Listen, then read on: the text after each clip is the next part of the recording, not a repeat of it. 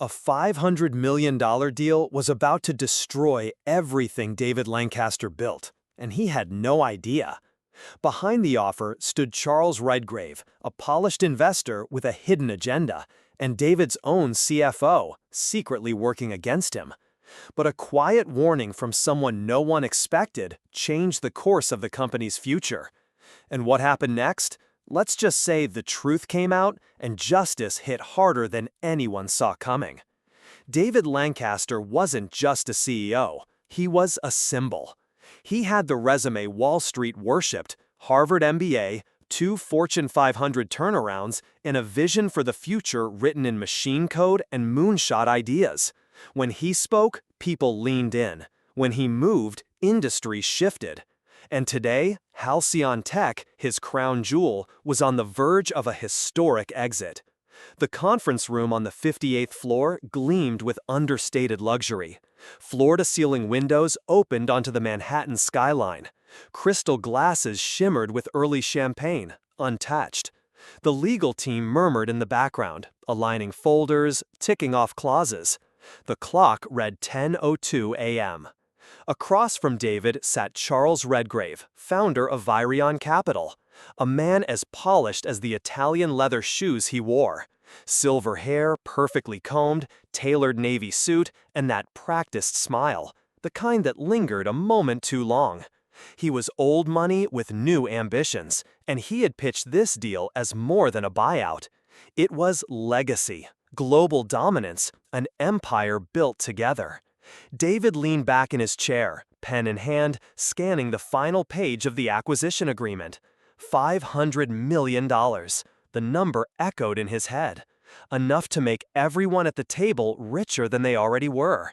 Enough to turn Halcyon from a startup into a dynasty. He inhaled. And then, a voice, quiet, barely above a whisper. "Don't sign it, sir." Heads turned. The sound had come from the far corner of the room, where no one was supposed to be part of the conversation. Near the side cabinet, holding a cloth in one hand and a spray bottle in the other, stood Loretta, the building's maid. She was in her 50s, maybe early 60s, wore a standard Navy uniform with white cuffs, hair tucked into a bun. Always arrived before dawn, gone before most employees had their first meeting. Few ever even learned her name. But now, her eyes were locked on David. Wide, still, intent. He blanked. "I'm sorry?" His voice cut through the room like glass, not rude, but sharp with confusion. Loretta stepped forward, just slightly, her voice steadier now, firmer, yet somehow more personal. "Don't sign it." The silence that followed was immediate, dense. One of Virion's attorneys let out an awkward laugh. "David, she's just the cleaning lady," he said with a small shake of the head, clearly amused. Redgrave didn't laugh. He narrowed his eyes. But David didn't speak. Not yet. Something in Loretta's tone lingered. It wasn't fear. It wasn't panic. It was deeper than that. A quiet kind of urgency that didn't come from guesswork. It came from certainty. The kind you only get when you know something no one else in the room does. David looked down at the pen in his hand. And, for the first time that morning, he hesitated. That afternoon, David Lancaster closed his office door for the first time in weeks. He didn't call for legal, not the board, not even his executive assistant. He called for Loretta. She stepped in quietly, uncertain, wiping her palms against the side of her uniform. Her usual stillness now trembled at the edges. The city skyline behind him cast long shadows across the floor. "You asked me not to sign that deal," David said, calmly. "I want to know why." Loretta hesitated. She didn't sit. Her eyes darted briefly toward the hallway, as if measuring risk. Then she folded her hands and spoke, not in anger, not with fear, but with weight. "I probably shouldn't be saying anything. I could lose this job. But if I don't..." She exhaled. "I cleaned this floor after hours. Last night, I stayed late. I was near the break room. I heard voices. Redgrave, and your CFO, Gerald." David blinked once. "Gerald?" She nodded slowly. They were talking about the deal, saying it's not what it looks like, that Virion doesn't want to invest. They want to strip the company, move the assets overseas, cut most of your staff, sell your patents off in pieces. She paused. They said you wouldn't last a month after signing. The words settled like ice. David stared at her, unsure if he'd misheard. She wasn't finished. They laughed, said you'd never see it coming, that you were too proud, too white, too blind. Silence. David didn't speak. Couldn't for a moment. Gerald, the man who helped him build Halcyon, who had been there during layoffs, scaling rounds, and the 3 a.m. code pushes, David's right hand for 6 years. And Redgrave, the man promising a legacy?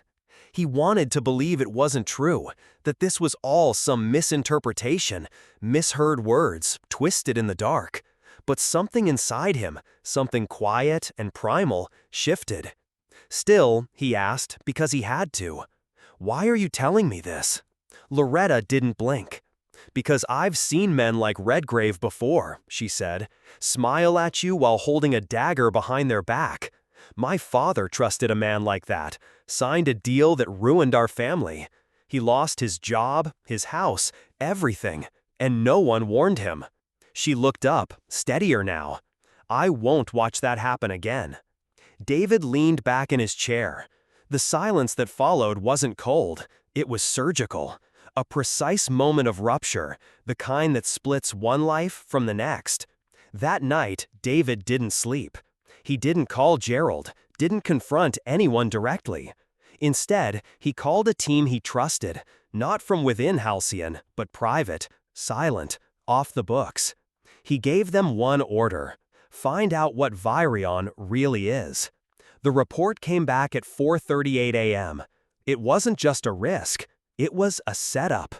A network of shell firms, foreign bank transfers, hidden liabilities, fraudulent valuation spikes, and buried beneath it all, a confidential memorandum between Virion and a liquidation firm overseas. They were never going to build with Halcyon. They were going to dismantle it. David sat alone in the dark office, dawn beginning to push against the skyline. His hands rested on the edge of the desk. He didn't move. Because in the silence, one truth echoed louder than everything else. Loretta had been right. What David uncovered wasn't just a red flag. It was a blueprint for destruction. Virion Capital wasn't a partner. It was a shell, a polished, well-branded facade designed to attract vulnerable startups on the edge of major exits. Their model was simple and devastating. They would identify high-potential tech firms, inflate their valuations through friendly PR and synthetic demand, then execute an acquisition. But instead of scaling, they'd strip the companies down, move intellectual property to offshore entities, lay off key teams, and quietly dismantle operations. Profits were funneled through complex layers of holding accounts across multiple countries. And Halcyon? It was next in line. But one detail stood out above all.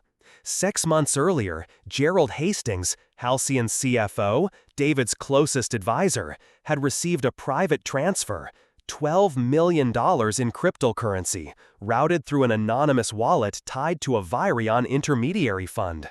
The betrayal hit harder than any number. David didn't wait. He walked straight into Gerald's office, early morning, without knocking. Gerald looked up, startled, but only for a second. David dropped the folder on his desk. Dozens of pages, transaction logs, internal memos, contractual drafts hidden from company records. "You were going to let them bleed us dry?" David asked, voice low. Gerald didn't deny it. He leaned back in his chair, jaw clenched. "You still don't get it," he said. "You think Halcyon is some sacred idea.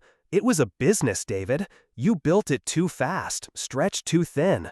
You needed this deal, more than you want to admit. The board was ready.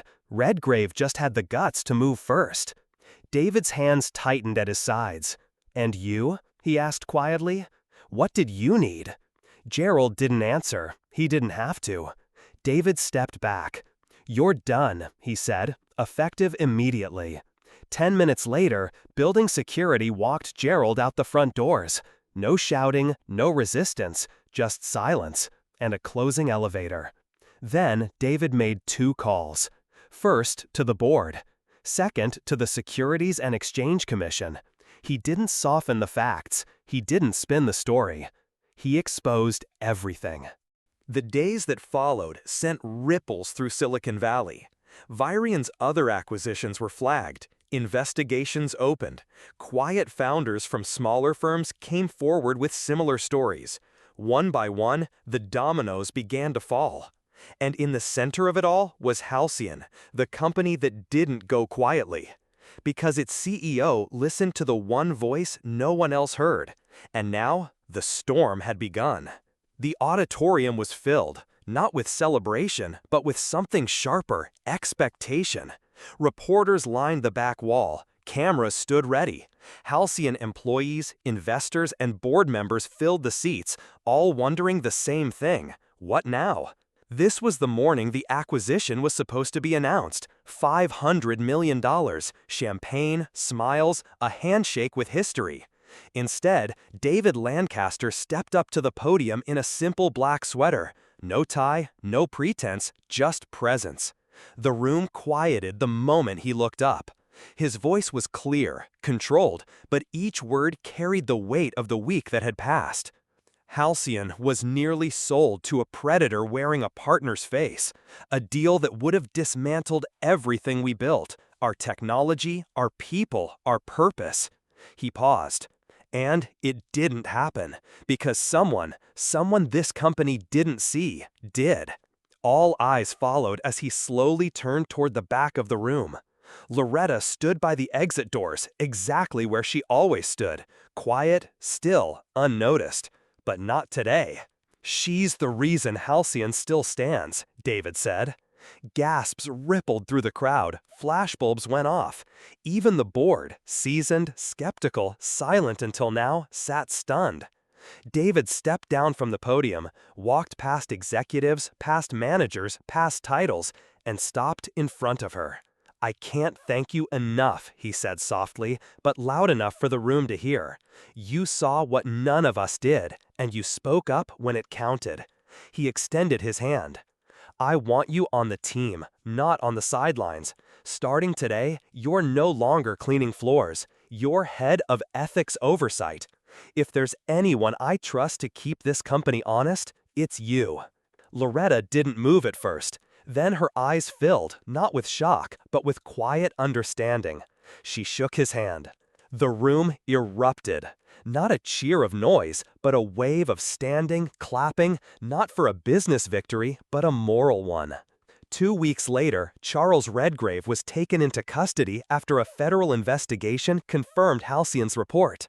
Gerald Hastings fled the country, but was brought back under formal charges. Virion Capital dissolved within the month. Halcyon? The IPO was delayed by David's own decision. Growth doesn't mean rushing, he told reporters. It means knowing who you are when the pressure hits. Investor interest only grew stronger, but now the questions weren't just about margins, they were about mission and ethics. And Loretta? She kept her new title simple. No office, no assistant, just a small badge on her jacket and a single word beside it: oversight. She never raised her voice again. She didn't need to. Because sometimes the quietest voice in the room saves the most powerful one. And sometimes a whisper becomes the reason a company and its soul survives.